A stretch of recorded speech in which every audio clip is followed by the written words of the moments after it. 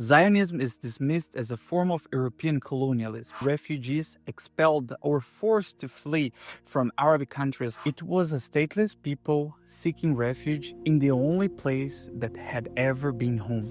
Hey guys, I'm Felipe and this is the chapter 1 of the project, Through the Smoke.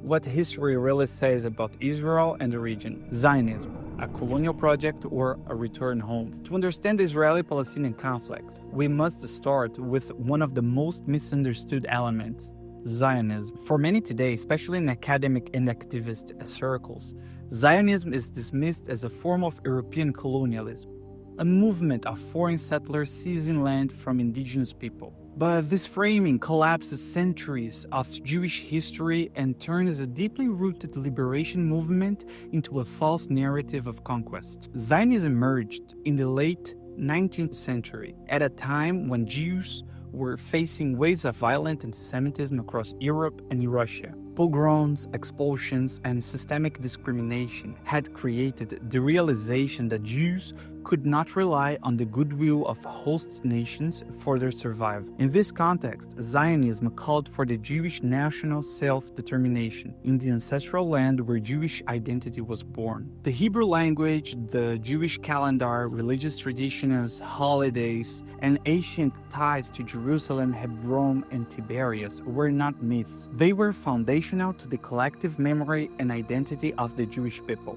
Crucially, Zionism was not about dominating another people.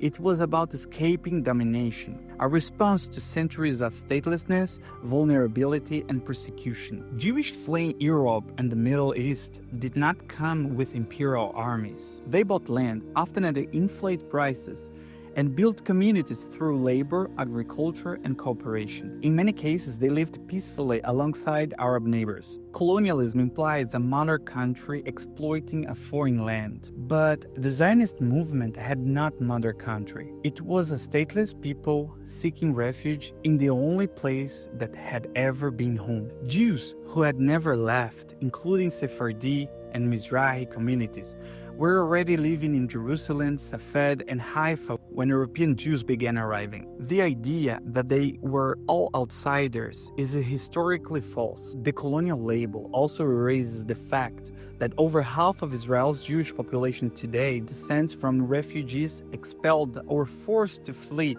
from Arab countries like Iraq, Yemen, Morocco, and Egypt, not from Europe. These were not colonizers, but people violently uprooted from their homes because of their identity. Calling Zionism colonialism isn't just inaccurate.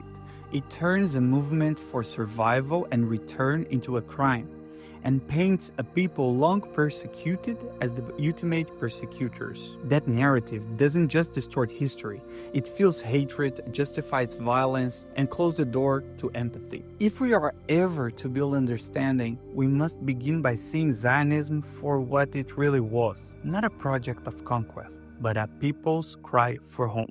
Before the modern Israel state, before the British Mandate, and long before the term occupation entered common discourse, the land known as a Palestine was part of the vast Ottoman Empire.